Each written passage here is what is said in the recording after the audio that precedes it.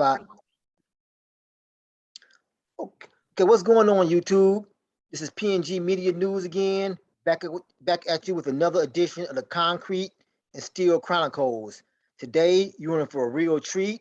I got a gentleman you all probably already familiar with him because he has a pretty happening channel. You know, it's doing real big things over there.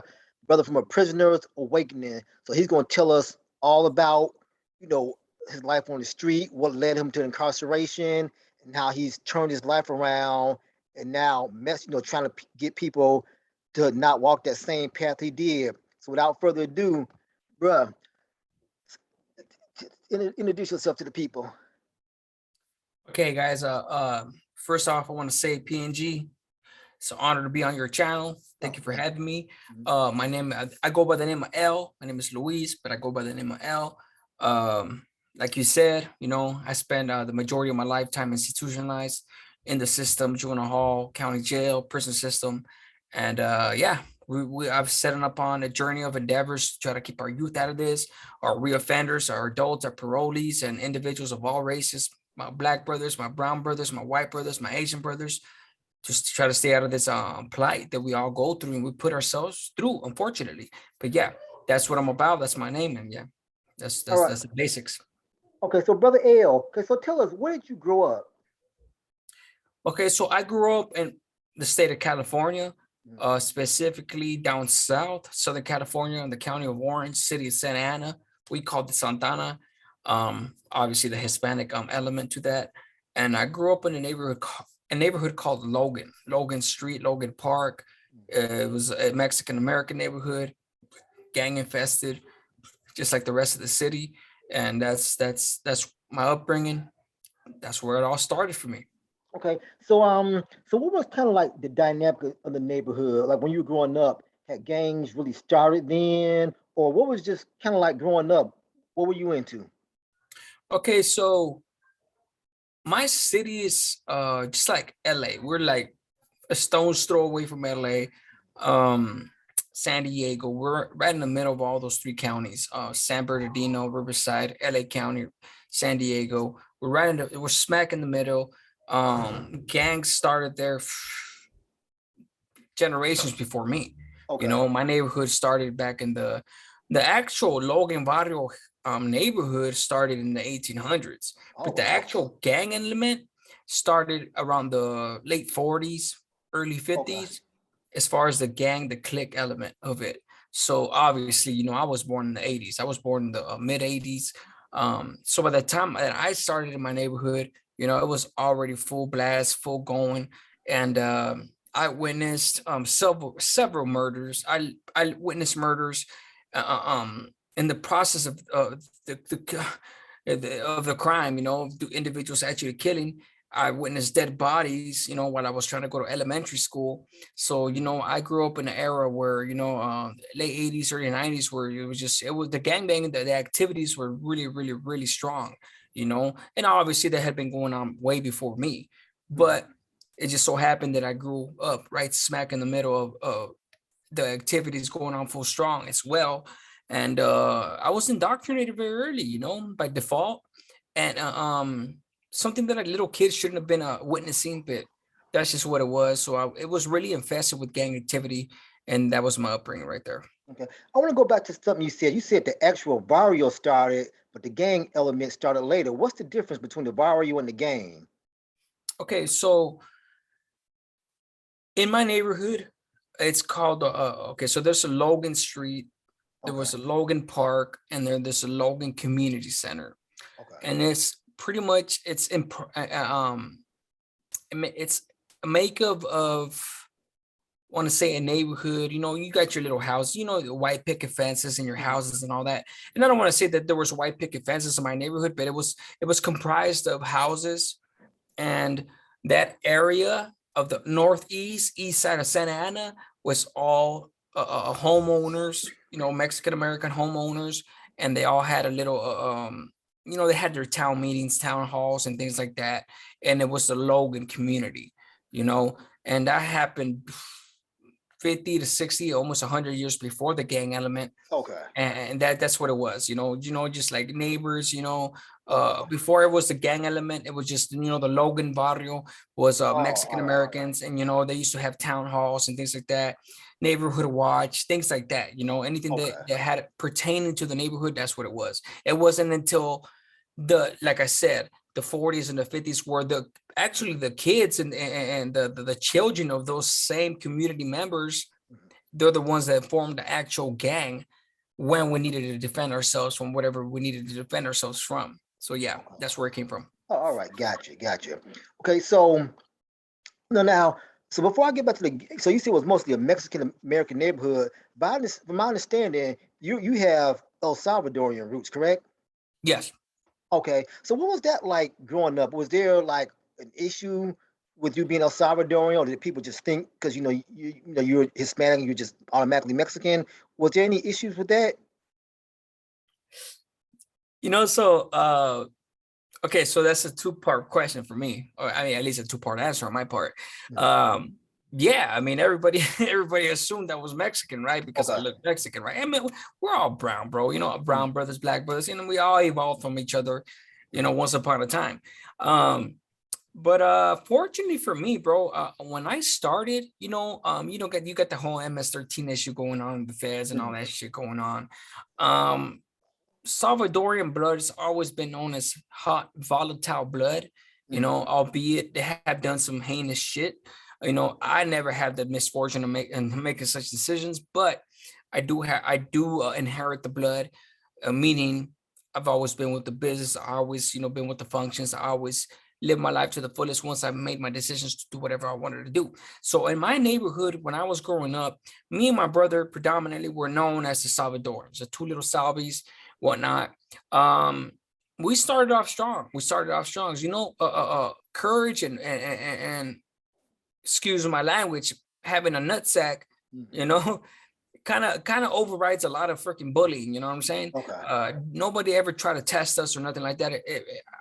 Honestly, on the contrary, they embraced us because they seen us as somebody that we were down, we were with the business. So, hey, we were embraced into the neighborhood and we were known affectionately as the Salvadorians. But I do know that, and it's very true that, Mexicans and Salvadorians have a little feud going on, because, unfortunately, my Mexican brothers, they feel like, and rightfully so, maybe, geographically, they have a big state, so they feel like they're the shit, they're the status quo as far as Hispanic and brown brothers go. And, I can't say that I completely disagree, but, they do tend to bully certain other factions, racial, Guatemala, Honduras, Nicaragua, Belize, South America, whatnot, I know that they don't like Puerto Ricans and Cubans for specific reasons, because of the proximity and the relationships to the Black community, but it is what it is, racial tensions exist, but I wasn't subjected to those negative emotions and targeting shit as far as for the Mexican, so even though it does exist, we were embraced. I was embraced because, we were, like I said, we had heart and we went full blast, and it was never an issue. But yeah. Okay. So around what age did you start getting with the gang, and what were some of the factors you think, looking back, that led you to getting into the gang life? Okay. So, man, I think I was enamored with the lifestyle. But from the early age of maybe 10, 11 years old. I didn't get started till like 13, 14, like really started.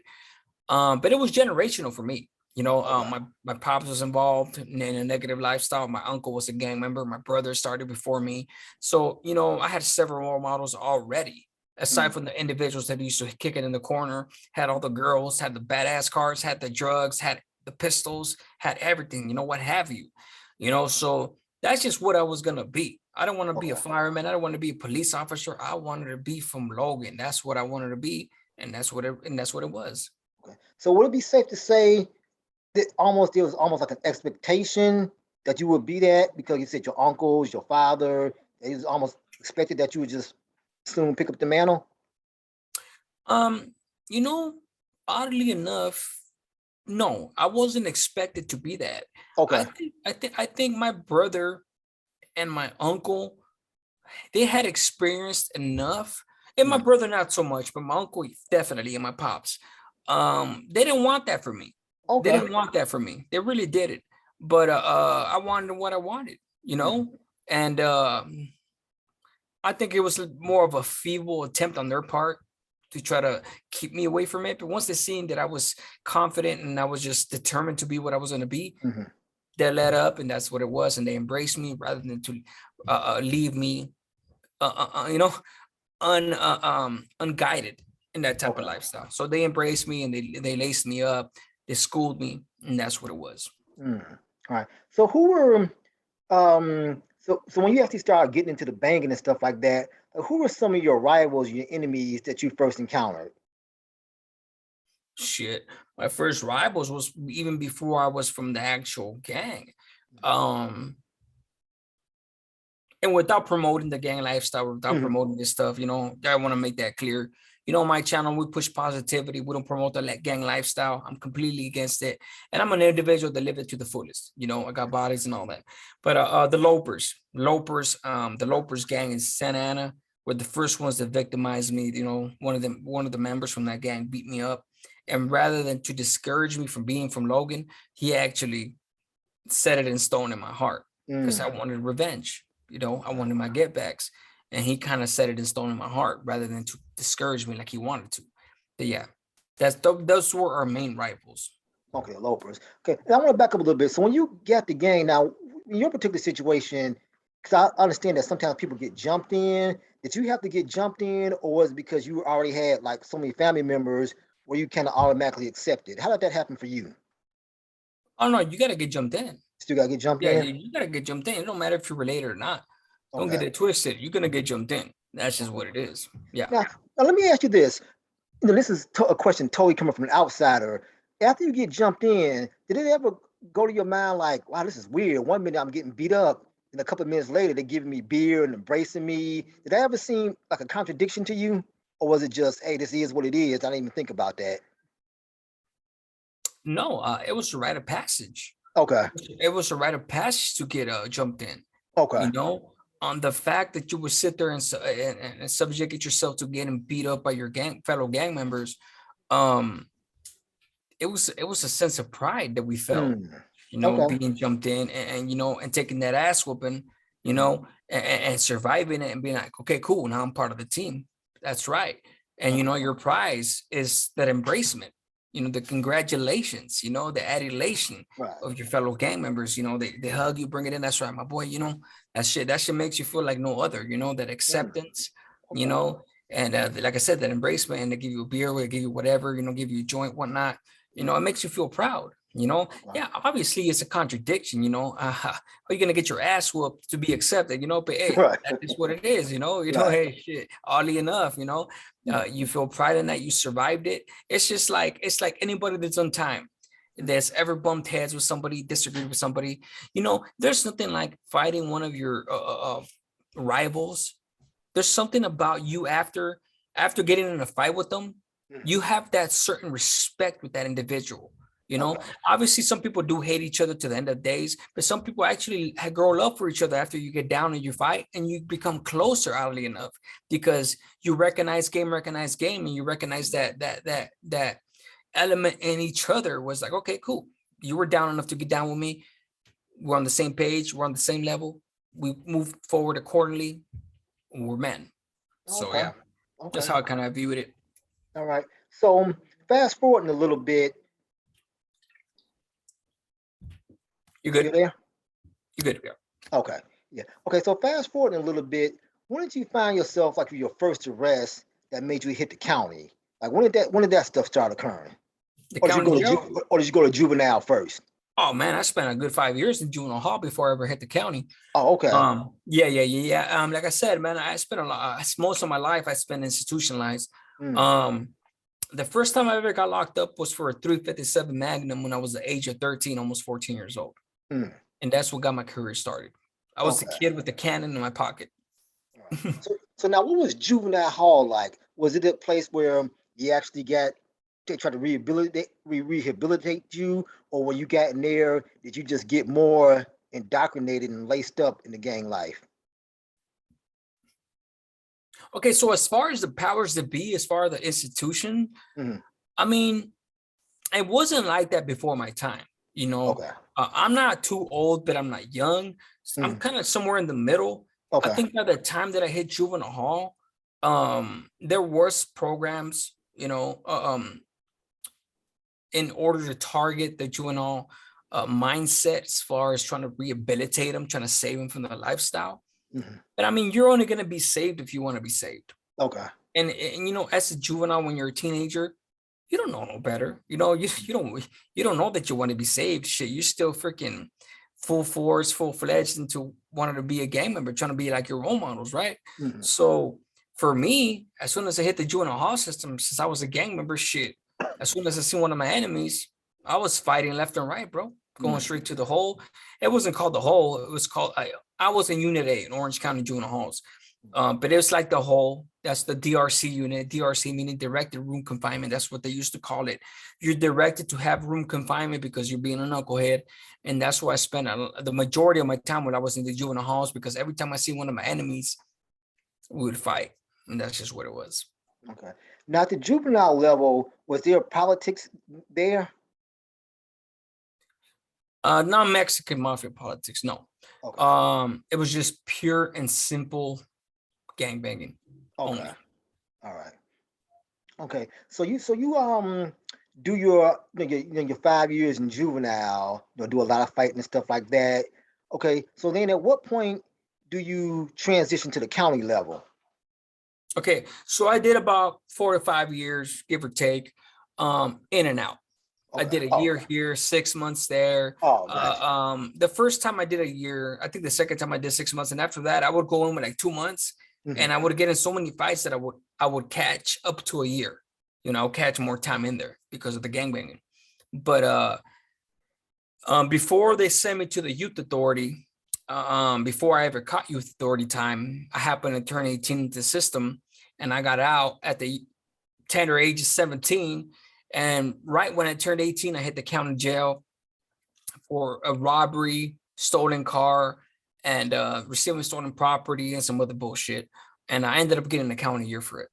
Okay. All right. So take me to that. So once you get in or get processed and all the administrative stuff, what happens when you hit that tier or unit you in? Like people asking you where you from, who you are. Take me through that experience. Okay, so for me, I was so tired of fighting individuals, of fighting all the time, that when I knew in the county jail, because my brother had already been in the county, my pops had already been in the county, my uncle had already been in the county, my older homies had already been in the county in prison. I was a 15, 14-year-old kid, posted up with individuals that have been in and out of Chino State Prison, Pelican Bay State Prison, High Desert, whatnot. So I already knew that in the county system, in the prison system, there was no more gangbanging. It was more of a political system, the Sureños against the Northerners and blacks or whites or whatnot. It was all structured by the organizations. So by the time I hit the county jail, I knew that it was going to be a relief for me in the sense where I knew I didn't have to gangbang anymore Okay. inside of the prison system or in the system. So when I got to the county jail, I went in there, I hit the first a module, and yeah, I was embraced. I was embraced by my Sureños. And it was good, man. It was better for me because I had so many years of conflict that it was a relief for me. And obviously I went on to have riots and things like that, but it wasn't as volatile as the existence that I was having in juvenile hall, or like the existence that I have in YA, where you have to fight constantly. There's no peace. So that's what it was. I got embraced early on, and that's where you fight your case. Okay. All right. So in the county, so did you ever experience a riot at the county level? Oh yeah, yeah. Okay. Um, for those of you that don't know, if you ever do visit my channel, I've already illustrated a couple of the riots that I've had in the county jail.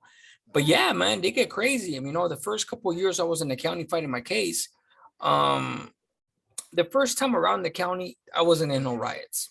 I did my time, went a couple places, and that was that. But the second time I was there, I had a couple of riots, and it gets ugly. It gets ugly And who for are the real. riots against? Um, the first riot was against the Asians. Mhm. And it was because 1 or 2 years prior to that, they had been on the green light. Mhm. And as a result, they had kept them segregated in certain units, certain modules. And even though the green light was already off them and we're at peace with them, I ended up going to a module where they were the majority. And there was about 5 Sureños and about 30 to 40 Asians. Mhm. And one of them got convicted for, he got stretched out 95 to life for some torture, mayhem type shit. Asians are crazy. And yeah, they were trying to step all over individuals, and we weren't having that, all 5 of us, and it kicked off. Mm. Yeah. So you 5 Surenos took on the 30 Asians? Yeah, Wow. we Okay. took off on them. Mm. I mean, we got our ass beat. Mm. we definitely made our presence be felt. We put a couple Okay. holes in them dudes, and that's what it was. Mm. It's either that or get abused as a man. There's no such Mhm. thing as being abused as a man. We're grown ass men. You know what I'm saying? Right. And Right. even though I'm against the whole lifestyle and against that type of mentality at the time, they were trying to take advantage, man, and we just weren't gonna have that. Mhm. It's either you're gonna whoop my ass on your terms, or you're gonna whoop my ass on my terms. Mm. And you're never gonna whoop my ass on your terms. I'll give you. Right. I'll say that much. Okay. Okay. All Yeah, right. that's just So, what it was. all right. So let me ask you this. So you get into the county and you get your first taste of the racial politics. How was that for you? Because growing up, like you said, was a mostly Mexican neighborhood, and you're like your first enemies was another Mexican, the lopers. But now you're being told, the blacks are your enemies, the whites are sometimes your enemies. What was that whole thing? How did that mess with your mind, hearing stuff like that? Well, it didn't mess with my mind to Okay. where it kind of destabilized me or anything like that. Mm, But I hated the fact that we didn't that we were always at odds with the blacks. I mm, couldn't stand that shit because one of my best friends growing up was Gerald Walker. That's one of my best friends, man. I never seen my life along the racial lines. I never had nothing against my black brothers. mm, And I used to hate the fuck out of that. I really did. Excuse my language, mm, but I use that word specifically to emphasize my feelings. And I didn't agree with it. I didn't. But you have to do what you have to do. You are who you are at the time. The politics, I believed in the politics more than I believed in my feelings. And although I didn't like it, I had to go along to play along. That's just what okay. it was. All right. All right. So at what point? So you do your county time, you get back out, and how did you feel then? Were you like, man, I'm really into this? And I get my first county time under my belt. Did that make you feel more gangster, or were you at the point like, maybe I need to make a change? Oh no, no, no. It was no thing for me. I did Mm, my county year, it was no thing. And shit, I couldn't wait to go back to my hood. mhm, Honestly, I couldn't wait to get back to my hood. The only difference this time was that I actually had some county time under my reputation now. mhm. So I couldn't wait to get out to the streets and be like, yeah, I'm getting out the county jail, you know what I'm saying? Right, right, Go back to the hood and shit. What's up, mm, baby girl? What's up, homeboy? right. That type of shit. As ridiculous as it sounds now, as grown ass men, that's just what it was. I like the adulation, like the stripes, I like the glorification of it. And yeah, no, I didn't make one single change. Nothing changed in Mm, my mind, man. I was still full-fledged into the lifestyle for okay. sure. All Yeah. right. All right. So fast forwarding again. So when do you pick up your the case that brings you to the actual penitentiary level?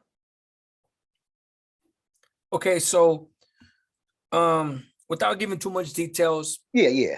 I had been doing what I had been doing for years in Mhm, there. There's so much shit I never got caught for. There's sometimes I still have dread dreams about getting caught for shit I didn't caught for. mhm, Because they ain't no statute of limitations for a lot of the shit that I did. You mhm, know, but what finally brought me to the county jail, my case, and I have no problem sharing with those details because I'm fully convicted of it, and ain't no such thing as double jeopardy. mhm, So I got caught up for a shooting. I got in a shootout. I got shot in my chest myself, and individual passed away. And then I was ultimately convicted for the individual that I shot several times, and I ended up catching a 15 years term for attempted murder. My initial charges were conspiracy to commit murder for the benefit of the gang. I had street terrorism, felon with a firearm, felon discharging a firearm, school zone, all kinds of bullshit, and ultimately got 15 years for it. Okay. All right. So what were your thoughts? Like, when you on that bus ride to the pen, was it fear? Was it like, all right, let me go do this, further my reputation? Like, what was going through your mind on that bus ride there? Shit, I guess in a way I couldn't wait to get to prison. Honestly, because it was part of the plan. Okay. That was part of my degree. Wow. That was the university for me. Mhm. I went through elementary, Juvenile Hall. I went through intermediate school, the county jail, and I was finally getting to college, high school and college, when I got to the pen. It was all part of the plan. And I couldn't wait to get to where I was so I could start putting in my work and, earn my stripes. Okay. All Yeah. right. So was it the same thing when you got there? You get on your tier, your module, people know who you are, or you gotta like reintroduce yourself, or how did all that work? Yeah, no, nobody knew who I was. Nobody knew who I was because although people were familiar with me in my county jail, when you get to the prison system, man, it's different because you got the counties from California is a big state, so you got counties from all up and down from Southern California to Northern California, because you got Sureños upstate too, so we got several counties up in there embodied in the whole prison system. So when I got to Wasco State Prison, it's reception.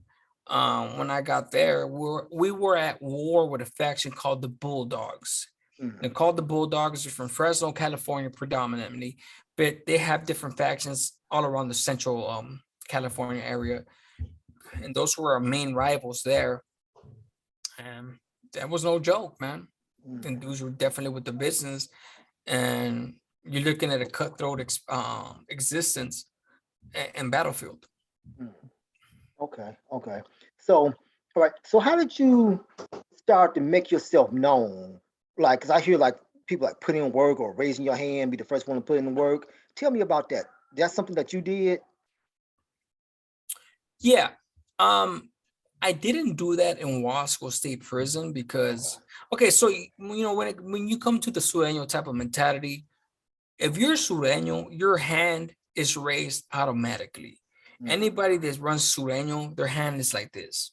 It stays like that, So Wasco State Prison, even though I did get into my incidents there, I didn't have to raise my hand to do that. It was expected of everybody. So as soon as those doors cracked, everybody that's Sureño had to handle their business, rush the enemy, handle the business with them, and that's just what it was. It wasn't until I got to the main line where I raised my hand, literally raised my hand for the first mission, and yeah, I proceeded accordingly. Okay. Now you keep using this term Sereno. I also heard people use the term Southsider. Are they synonymous or do they mean two different things? Okay, so on a level 4 yard in California, ain't no such thing as a Southsider. We're all Sureños. And the Sureño is a term for Southern California soldier. If you're a Sureño, that means you're a soldier. You embody the qualities of a soldier, the doctrine of a soldier, the policies of a soldier, and your hands automatically raised. So when somebody comes and asks you, okay, so this is what the difference is. Level 3 or level 2, there's people, quote unquote, talk about there's a Southsider and a Sureno, right? A Southsider just there to do his time. He's still obligated to jump to do his thing if the riot kicks off. A Sureno is the one that puts in work. They're the soldiers of our cause on the lower levels. But on level 4, they ain't no differentiating factor. You're a Sureno, and that's just what it is. Everybody's putting in work, and that's just what it is. So yeah. Right. Now that's almost like being like if he was in the military, being like a Navy SEAL or something. Sounds like the top of the line. Pretty much. Everybody can't cut it to make it a SEAL. So did you see a lot of people drop out because of that this constant expectation that you got to get down when it's time, or that people just say, "Hey, I signed up for this. I'm with this to the end." Nowadays, okay, so there's this thing called SNY in California. In the last year and a half to 2 years of my life in California, I went SNY, which was originally created for PC, protective custody, but it was called SNY. That was the true definition of a PC in California stopped being that definition back in, I want to say 2008, maybe. Because even though it's still known as SNY, it's a jungle over there. They since took over the system. It's about 70% of the California prison system now. It's a jungle on that side.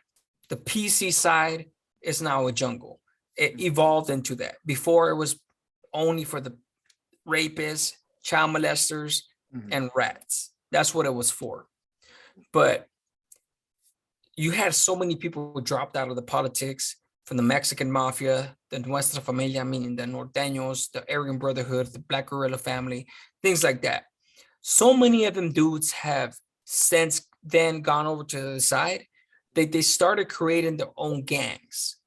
And now the other side, the PC side, quote unquote, the SNY side, is infested with gangs, and they're over there slashing throats. They're over there cleaning up the yards, meaning they're taking out rapists, child molesters, things like that. It's basically the new mainline. It's basically the new mainline. And once again, I don't say this to glorify their, because I don't agree with that lifestyle, period now. But that's what they're doing. And so by the time I went over to that side, I went from being a Sureno and a soldier on the main line to going over to the SNY side and having a fight for myself from the vultures and new gang members that were on that other side.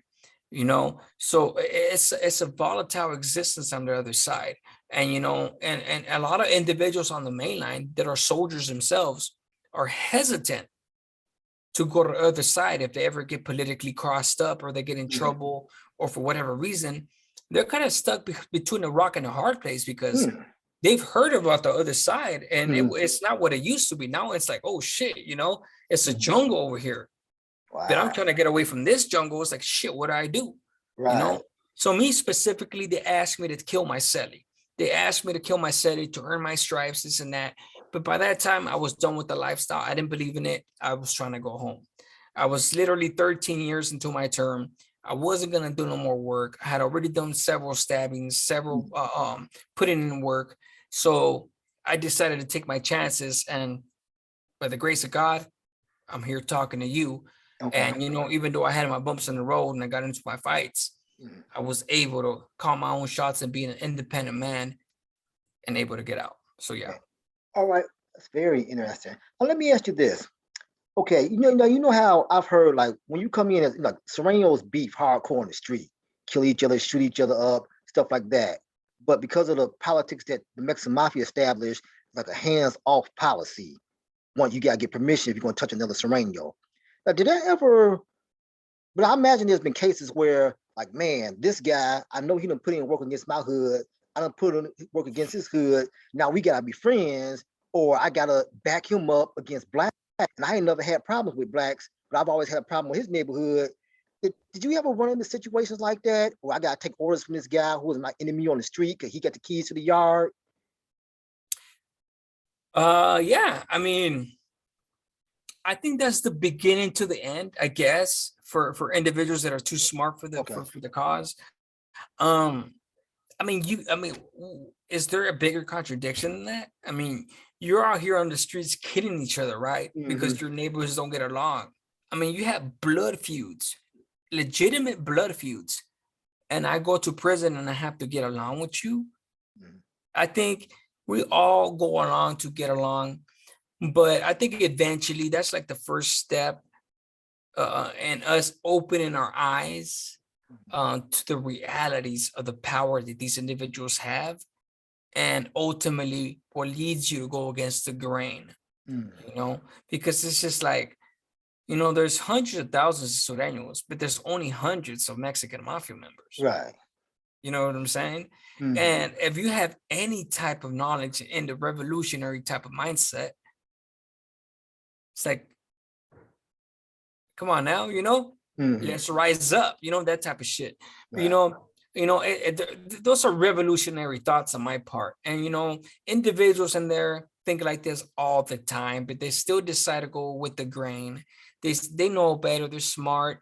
So by the time they ever do go to the SNY side, they years removed from the whole active mentality. They already know better.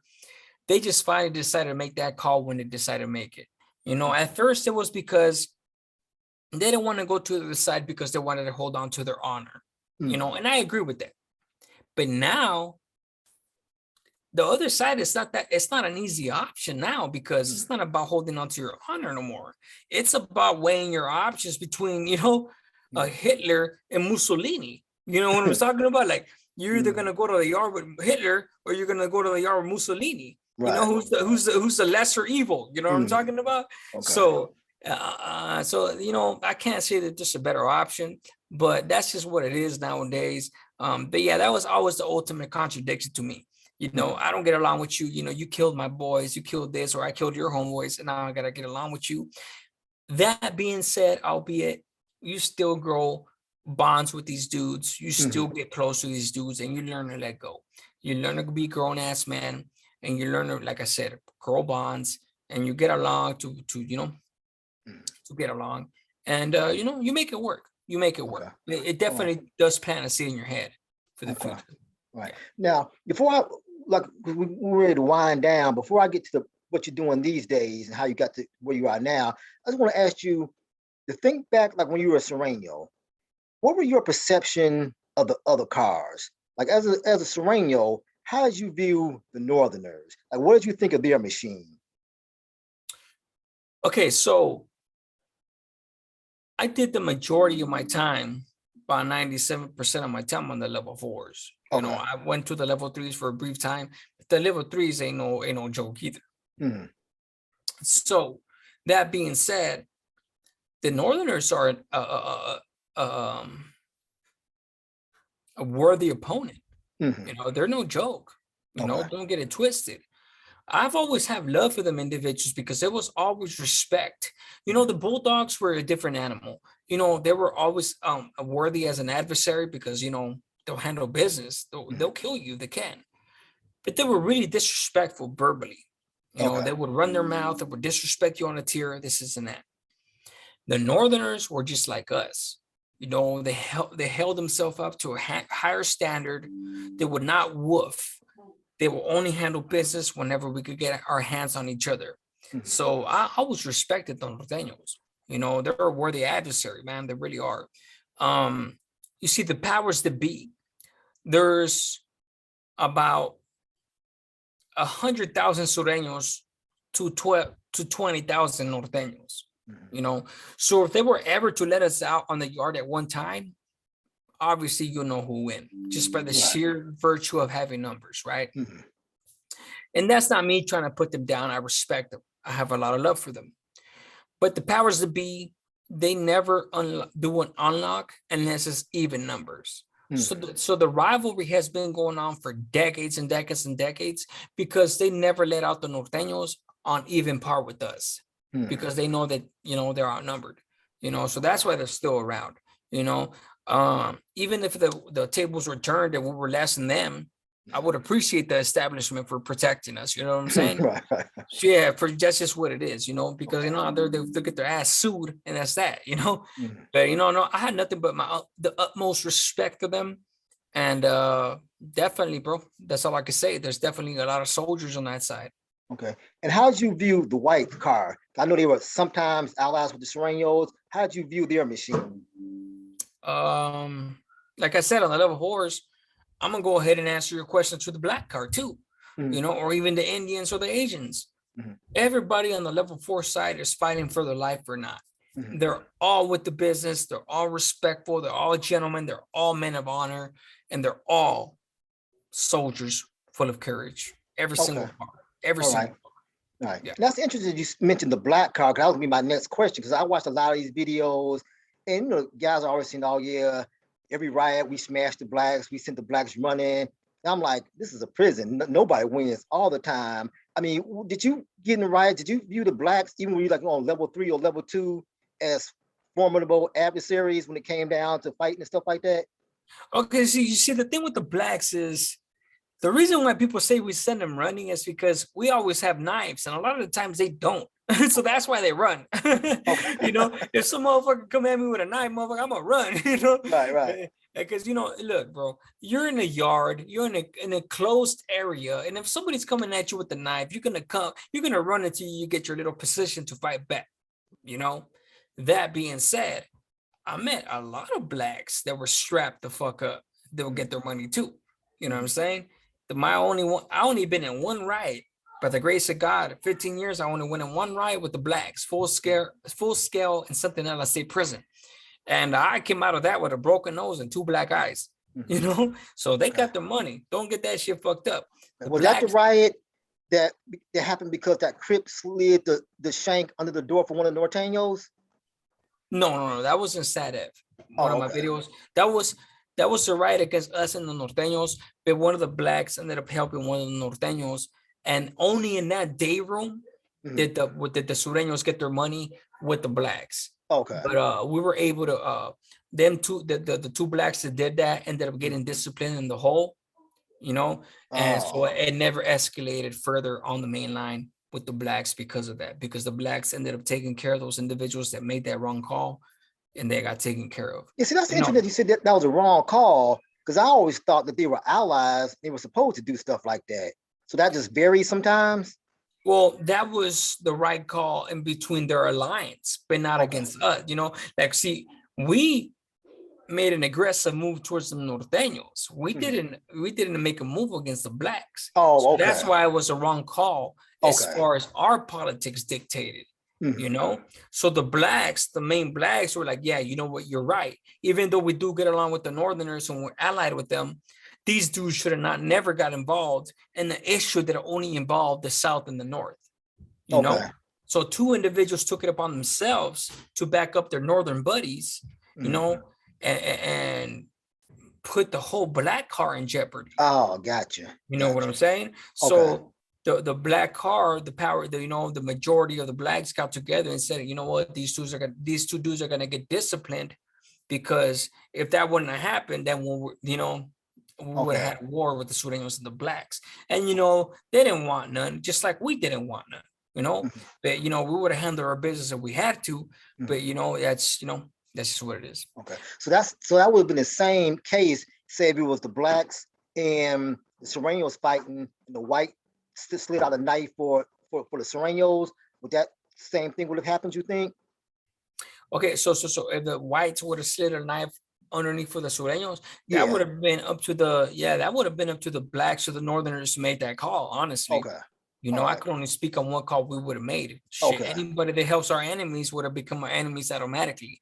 So gotcha. I could only imagine that. Yeah, if a white would have slid a knife under for us, that I think. See, before I got to Corcoran, New Corcoran, the one you're talking about, before I got to that prison, actually, when I was already there, the blacks and the whites were on lockdown because they had been at war for years.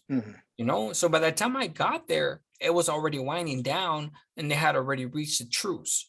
But no, definitely, bro. Every on the level 4 yards, every single car, bro, it's nothing to play with, for sure. All right. So let me ask you this. Okay, so now you grew up. So I'm interested in, how did you make your transformation? Because listen to your history. Like I said, you grew up with a family within the, where you had multi-generational gang banging. You did county time. On your ride to prison, you were like, hey, this is part of my degree. I'm not worried about it too much. So how did you get to the person that you are today, helping people and all about positivity? When did that light bulb go on for you? I love that question. That's why my channel is called The Prisoner's Awakening, because somewhere along the line I woke my ass up. I had that epiphany, like you said. I woke up.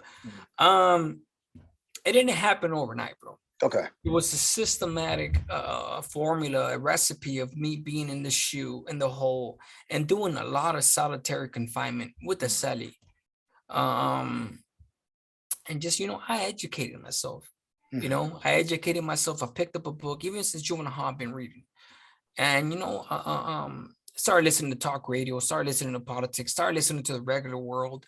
And little by little, bro, I just started getting too smart for all that shit, you know, and I grew out of it. I became a man. I became a man, and I started seeing the contradictions in the lifestyle, in the politics, and just, I was never a racist. I was never a racist. So, I never had that aggression. I did what I did based on the loyalties of my neighborhood and to make my neighborhood look, to make it shine, to carry that mantle for my family, for my family name, for my bloodline. But after a while, I just could not justify it, and I could not make any more excuses or rationalizations. I knew that the shit that I was doing was complete bullshit, and ultimately, I didn't respect the powers that be. I didn't like the fact that I couldn't make my own calls. I didn't like the fact that I couldn't fight somebody without getting in trouble. I didn't like the fact that I had to pay a third of whatever drugs or money that I brought in. It's just a systematic raping of my soul and my honor as a man that finally woke me up to everything. But furthermore, what turned me from the gang mentality into the regular mentality, uh, just being exposed to the regular life, being a family man, being a regular civilian, being a taxpayer, that type of stuff. I could sit here, and I can't even tell you, I make it any have any type of justice to what I'm trying to convey to you in the next 10 minutes. It would take a whole book, which I'm working on, to explain that. But yeah, man, it was a systematic progression of me becoming a man and maturing and just, growing out of that lifestyle. And I finally got tired of being tired of sacrificing. And one of the biggest things was my daughter. I have a daughter. She's about to be 18 years old. And I got tired of her asking me when I'm going to come home, when am I going to finally see you? Those type of things, So it's just, it was a tandem of so many different things that worked as one. You see, I tell individuals all the time, what worked for me may not work for somebody else. I just had the perfect recipe, the perfect set of circumstances happen to me that enabled me to change and allow me to become the man that I am now. May not work for somebody else, but it worked for me, and that's the trip that I'm on now. And I guess the strength that I have, my boy, is that since I have lived a life to the fullest, can nobody question me?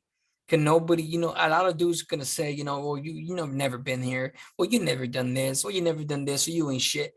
The power in my message comes with the deeds that I've, perpetrated myself, so that takes their power away, and that's where the respect for me comes.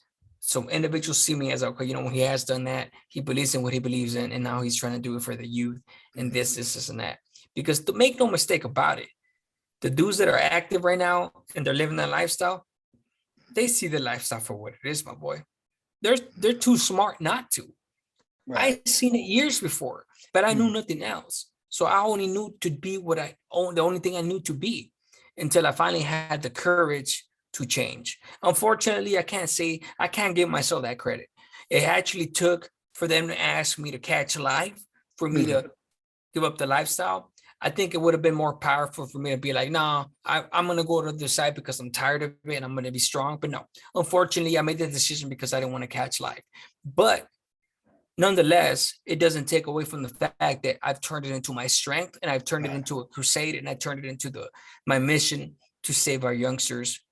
And that's the mission I'm on right now. So last couple of questions. So do you find it hard? I mean, how is it for you just being out here in regular society, from being a soldier all them years ready to go, having to stand up like the slightest disrespect someone gives you, you can't show no weakness. You know, there's a bunch of idiots out here all the time doing stupid stuff.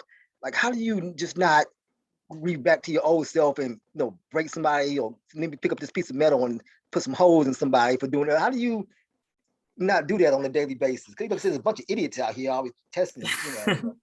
There really is. There really is. But I guess, like, you know, it was a systematic training mentally for Okay. on myself. Mm. I prepared myself a couple of years before I got out here.